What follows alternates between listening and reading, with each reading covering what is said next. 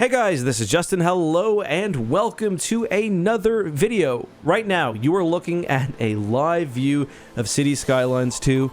I want to give a special thank you to Paradox Interactive. They gave me the game with enough time to play for about 15 to 20 hours. I didn't get the game as early as some of the dedicated Skylines content creators who've been playing it for hundreds of hours, but I got enough to make my first, decently sized city. Don't look at the urban sprawl over there. Don't look at the urban blight. But I made my first city, and I wanted to share my feedback, both good and bad. And for some context, I am someone who really enjoyed Cities Skylines 1, especially modded.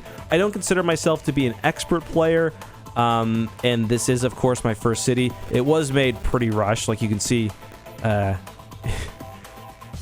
Yeah, I had to get the residential demand down. You can see that this is my first city. I didn't do everything like I would, like I will on my next city and my 5th city and my 10th city, but I've got a pretty good idea of how the game works, and I've got some feedback, both good and negative. Overall, I've got some pretty serious issues with the game, which is unfortunate. I don't think it's a lost cause, though, and I think a lot of other content creators will probably pick out many of these issues as well. One of them you can probably already see being the performance. I am a full-time content creator. I've got a fairly powerful computer, a 3090 Super, and a 5950X CPU, a ton of RAM. I actually bought loads of RAM for Cities Skylines 1. I think I've got 60-some gigabytes. And you can see as I'm just flying around the map here, not even in 3 times speed, that I'm really getting some pretty bad stuttering. And just to show you guys my settings, for those who are curious, I'm playing at 1080p, 60 hertz. So if I were to go all the way up to just my full settings, and this is on medium as well, it would be bad. So that's pretty concerning. And the fact that the game is launching in this stage, it's not great. I'll just say that, and I think it's going to be really bad for people with mid-range, even decently high-range computers. So there's no avoiding that. Like, that's got to be the thing worth talking about, because it's bad. It really just is bad. That being said, hopefully they fix it. There's not really much else to say beyond that. Let's talk about the good. And there is a lot that's good in this game.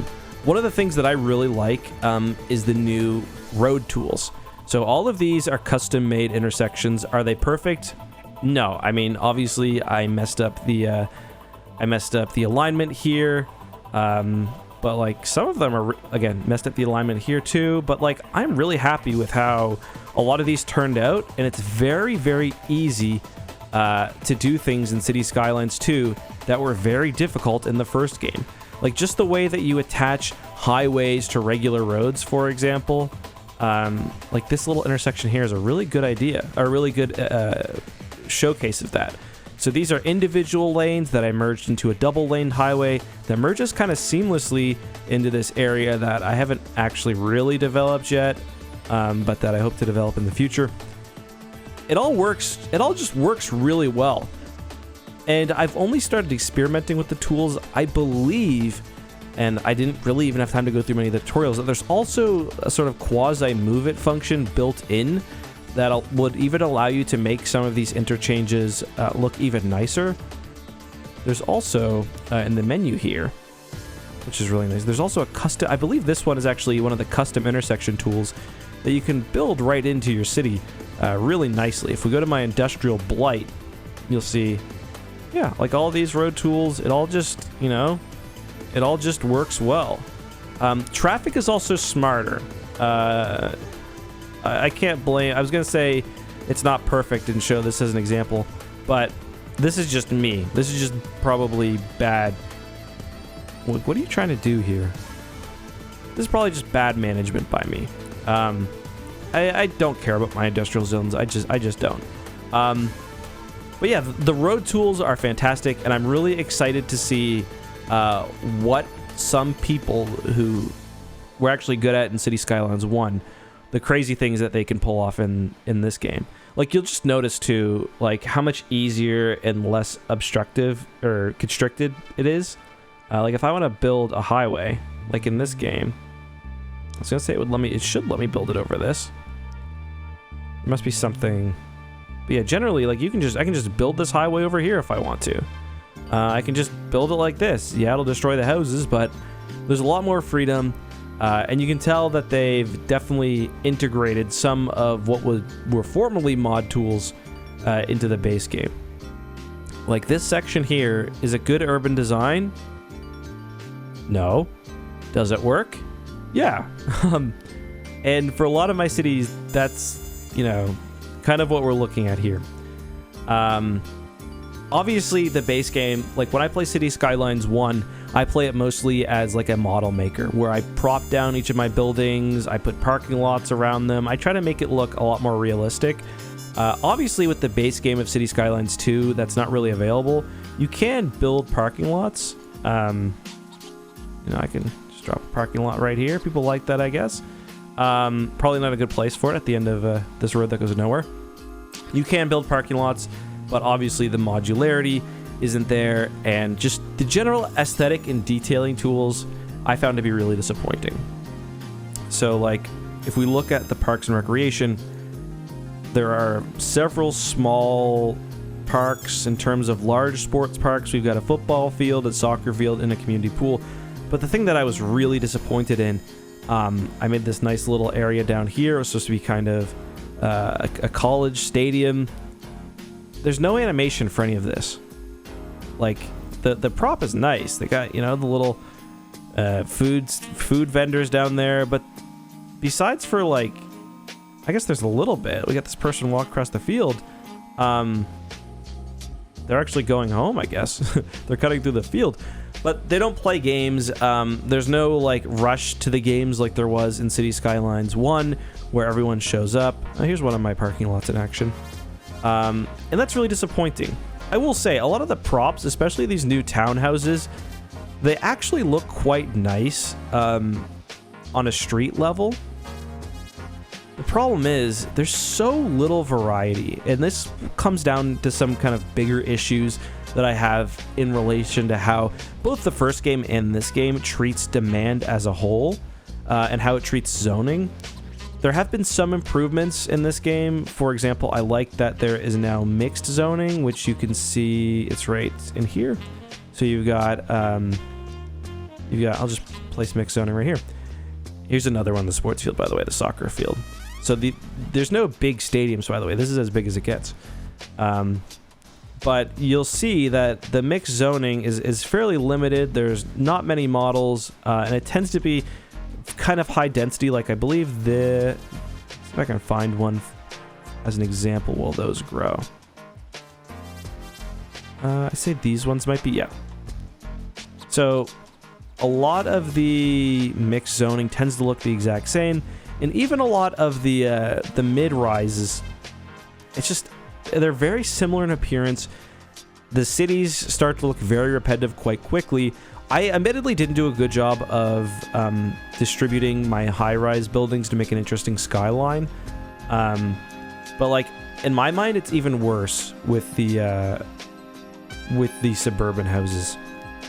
So it's a lot of, like, they all look very identical, even if it's a low wealth house. So this, for example, this is a level 2 house. One of my, you know, crappy, I literally just placed these down because I had there's like non-stop low residential demand. Honestly, it doesn't look much different from even my wealthier, more established areas, like this first suburbs that I made. So I guess that's one kind of small complaint. And just generally, like, I think the vibrancy of the things at a like a close road level has really taken a step back, unfortunately. But that's also probably due to my thinking of, like, when you look at the game in sections like this is, you know, we'll put cinematic mode on as well. It's a pretty game, but the diversity in, I'll say the diversity in objects, it's just not great. I'm also really disappointing that, you know, this game basically handles difficult terrain the same way games have since SimCity 4, which is not well. The game doesn't handle mixed terrain well. It also doesn't handle, you know, weird sections of blocked off roads well, or non-grid roads well. Now, admittedly, that's something that I could probably improve myself with some terraforming. But like, if you look at this area, it's just kind of a gradual slope, and you get some areas that are just really quite ugly. They've also removed the ability to add keys around the waterfront, which, for those who don't know, key, some people call it quays because that's kind of how it's spelled, but it's a key. They're kind of the area around the waterfront that smooths things out. It looks really good, especially in commercial waterfronts. I'm sure it'll be added in like some parks DLC later, as will kind of much of my complaints. But yeah, I do like one thing that I am enjoying too, and we're kind of seeing in action because of my poorly designed road layout here. I should probably let's just go ahead and, this is kind of a one-way into the city, so let's just do that. Yeah, anyway, a lot of the issues in this game will probably be fixed with mods or with eventual DLC, aside from performance, which hopefully is patched very soon. But I just still find myself disappointed in that this is what the base game is. There's like a lack of really transformative features, and I still think overall the way the game handles certain aspects is really disappointing. The big thing for me that I'm really disappointed by is zoning, and I think that this is something SimCity 4 actually totally nailed, but has not been good since. So when you go to zone something, you've got different levels. You could zone for low rent housing for some reason, high density housing, medium density housing, row housing, which is this, and ends up eating away at your medium density housing, which I think is a big mistake. This should be a low density. This should fill low density demand, in my opinion. And then commercial, and of course the other demand functions. It's not handled as well as the gold standard, in my opinion, which is SimCity 4. So for one, aside from whether the house is abandoned or not, the actual like desirability of an area doesn't affect things as much as you'd like it to. For example, if I were to zone high density zoning, I'll just show you guys how this works. And I found this really disappointing. If you zone high density zoning somewhere where, let's say right here, the zoning is treated as the only possible option instead of it being kind of the max. So in SimCity 4, you could zone your entire city high density residential zoning. That's basically the max allowable height for your building. And, you know, as your wealth increases, as the demand to live in a certain area increases, the area will naturally change. So if you want to preserve, you know, the low density areas of your city like this, you zone low density residential or commercial or whatever else, and then usually you're downtown, you put the high density stuff, and as the demand builds, so too does the size of the building, alongside, you know, the general prosperity. And it's just a much better way to handle things than how this game does, where it feels like the actual demand for high density residents is completely artificial.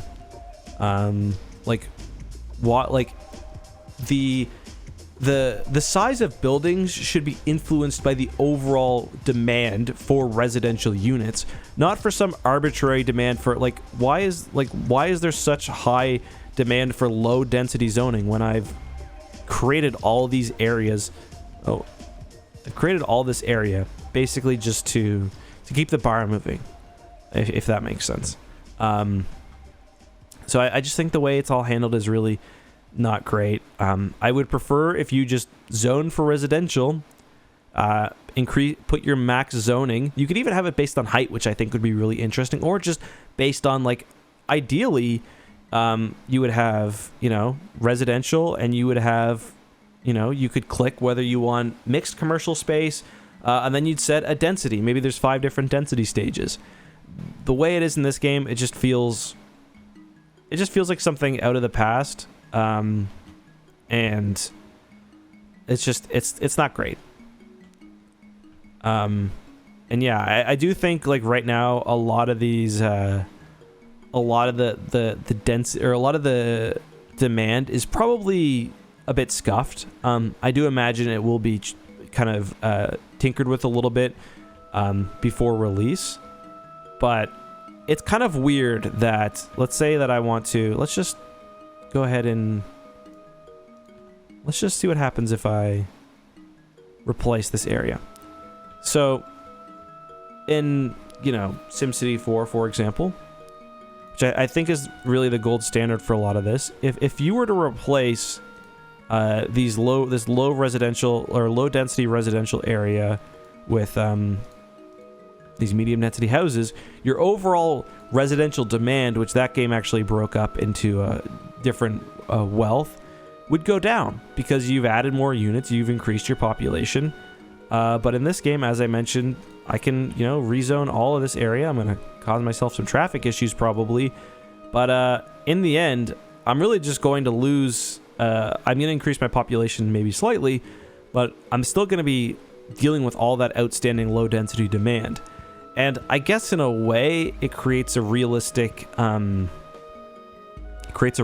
sprawl for an American city, but it also makes it kind of impossible to make these dense walkable cities. I've got a population of 40,000 here, and I need this much sprawl, including this area where it's got completely lazy. We're dealing with power issues, including this area where I got completely lazy, or actually not power issues, transmission issues. I'll make this pretty later. So I'm curious to see, I guess, whether we shouldn't be having transmission issues. Curious to see whether this gets patched, whether this gets improved. One of the other new features too, I guess now's a good time to show you, is how you purchase land. You basically, you increase your city size by gaining experience. Ooh, transmission station right next to a school. Great idea. Let's just tie it into the grid here. There you go. So you increase your city level. What do you mean not enough electricity? There should be. Yeah, we got way more than enough electricity available. What are you guys talking about? You increase your city level by upgrading things, by building things, by... Maybe we don't have enough transmission lines. Let's just... Oh, that's because of the new power plant I built, isn't it? There. See, look, even just right there, I expanded the electricity network. Just make sure all my power plants are tied into the lines. You guys are also now getting a pretty good look at the game's. I think everything is good now. No, it's not. Sorry, I know I keep getting distracted.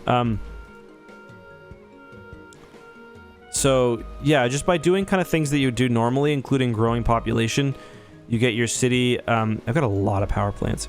You get your city experience up, and you use that to not only unlock new parts of the map, but also to unlock everything.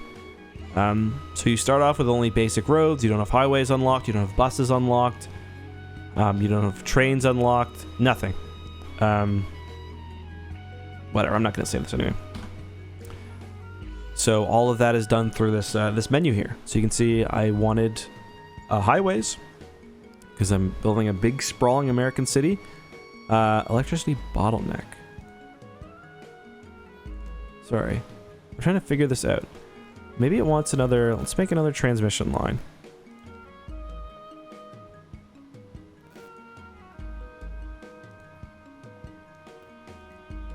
I don't know if that'll help. I will say these power lines can be kind of frustrating. Let's just put another one in. Another transformer right here.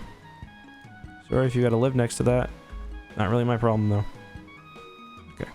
I don't know how I fixed it. I'm still learning the mechanics, but I did.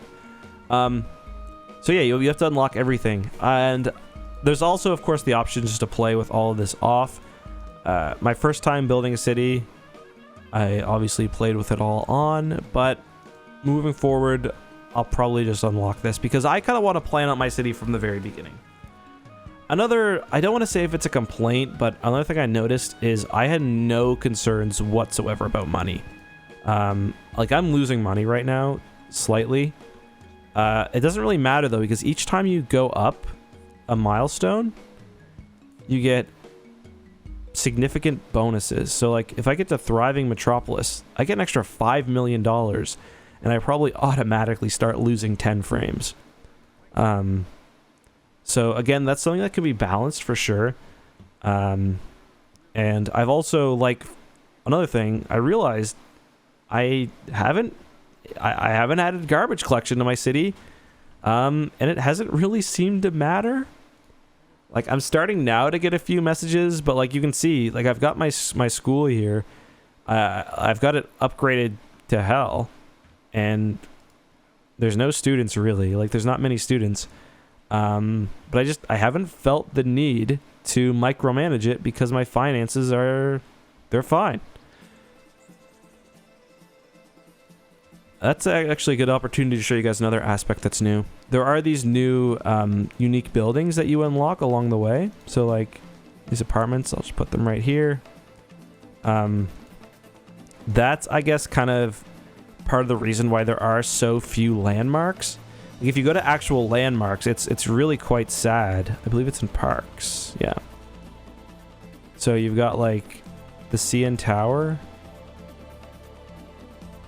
the Statue of Liberty, a water park for some reason. Let's just build that, sure. And that's kind of it. So I'm sure when the big tourism DLC comes, we'll get more, but for now it's pretty limited. This city sucks, like for sure it does suck, but it's also, you know, a pretty honest look at what your first city might look like if you are just, you know, playing for fun. I think I'm probably gonna wait to do my next big city for when the mods start releasing. There's a lot of things that I would like to do now that I can't. I don't like not being able to place custom objects. I really dislike how few buildings there are. It makes the city look so repetitive. I will say the actual, like, I like the look of the row houses, but like the fact that they're tied into medium density housing when they're 4 stories tall. I don't know. Like, I guess there's 6 households is a... Yeah, I guess a regular house is just 1 household. So yeah, I'm rambling now. Those are my thoughts on the city. Again, I have a lot. I'm having so much fun building intersections. Like, it's crazy. Like, if I just wanted to, it's so insane how well it works now. Like, if I just want to drive, I guess you could somewhat do this, but like if I just want to drive a, you know, if I want to for some reason make it so I can do like a complex turn, if I want to make it so I can tie off from the highway into this residential neighborhood. So that's an invalid shape for some reason. The angle must be too sharp. Yeah, I can do that. If I want to drastically change the amount of lanes that is on this highway, because hey, congestion, I'm sure we just need more lanes, I can do that. It won't help, but I can do that. And then I can add, you know, want to add a 3rd lane here? Sure. It's all we need, right? More lanes. It won't help at all. It'll probably make things worse. But yeah, I hope you guys enjoyed this little look at the game. I'm having fun, but I will say ultimately, I am disappointed, especially when it kind of felt like they were trying to learn from the modding community. It seems like they learned some lessons, but not others. Oh, you can see here, this highway actually ties into a street here. So this isn't a highway. And you'll notice that there are cars parked in here. There are actually part of the what's the wait? I'm guessing it's, oh yeah, everyone's trying to go home. So now's actually a good time to show you a few, I guess before we leave, a few quick road tools. One thing that's really nice, there's a custom roundabout builder. And you might be saying, hey, I hate when roundabouts have crosswalks because it slows the flow of traffic. Maybe I want to build an elevated crosswalk so when people want to cross the road, it doesn't impact the traffic. You're 100% right. And the new road services tool, as would have typically been built into the Traffic Presidents mod, it's just right there. So you could do things like maybe you want to forbid certain turns. Maybe you want to... I'm trying to find another intersection. Maybe you want to make it so he can't turn here, or they can't turn here, to keep the flow of traffic straight. You could do this, forbid turns. Probably it's not quite as detailed as Traffic President mod, but maybe then you remove the light. Is that people gonna die here? Put a stop sign in here. I guess you can't put a stop sign in at one junction. Either way, oh, there is one here. It's a yield, so that makes sense. So basically, this intersection is completely changed. It should be just as safe, because you're always going straight. You're yielding, so that's a great addition. I wish that they had the ability to turn street parking on and off, because the only way you can do that is zones, which I haven't quite messed with. Like, let's just, like, for example, obviously in downtown there should be no street parking, because I do have a few designated parking spaces. So just make this zone here, and then there's lots of things you can do. Like I can turn off probably heavy traffic, turn off on-street parking, because we want to keep these high-density roads, you know, able to handle a lot of traffic. So that's all fun, and that's all good. And again, I made the city super rushed, so I didn't have the opportunity to do a lot of the things that I will do when I'm trying to make nicer cities. One of the really strange features they made, too, is trees. This is one I've seen a lot of content creators talk about. It's incredibly strange. If I want to place an oak tree, because like it looks bad to have this this area just be completely empty, because it kind of sticks out, especially from up high. You'd want to place trees, but they're placed as saplings, so you need to wait for them to grow up, which is just, it's a strange choice. But I do note how many Sims are using my my streets, which is cool. Even though traffic is still screwed. And another part of that is just I did not really mess around with mass transit as much as I would have liked to.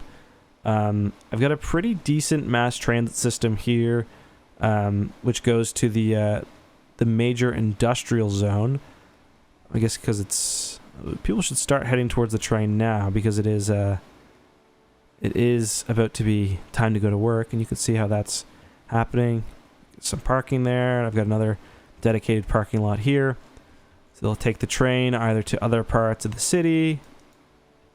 Oh yeah, the cargo train's full of stuff. Let's just watch this for a minute. This is the, oh, you're going that way. Not people on this train.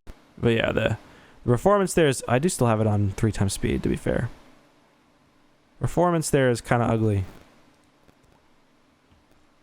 But yeah, that is Cities Skylines 2, and those are my kind of general impressions on it. Overall, the game has potential.